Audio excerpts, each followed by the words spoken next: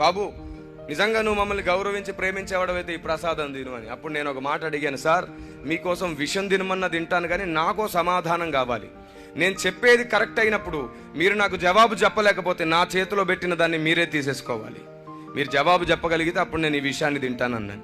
వాళ్ళకి అర్థం కాలేదు నేనేం మాట్లాడాను.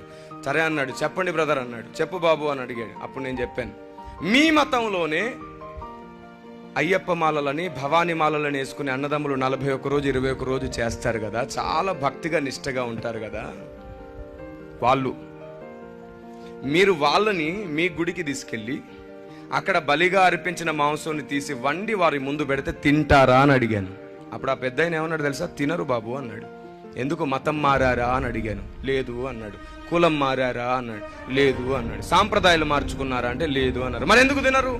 నిష్టలో ఉన్నారు, దీక్షలో ఉన్నారు. ఈ టైంలో వారు తినకూడదు, మేము పెట్టకూడదు. పెడితే పెట్టినందుకు మాకు శాపం, తిన్నందుకు వారి దీక్ష పాడైపోతుంది, మేము పెట్టం అన్నాడు ఆయన. మా పెద్దలు మాకు అలా దీక్షలు పాడవడం నేర్పించలేదన్నాడు. అప్పుడు నేనేమన్నాను తెలుసా? అయితే బాప్తిస్మం ద్వారా మేము జీవితకాలం దీక్షలో ఉన్నాము. దేవునికి స్తోత్రం కలుగునుగాక. బాప్తిస్మం ద్వారా జీవితకాలం మేము నిష్టలో ఉన్నాం. మేము ఆ ఒక్కటే తినలేం. ఒక రూపం ముందు పెట్టింది, ఒక విగ్రహం ముందు పెట్టింది మేము తినలేం.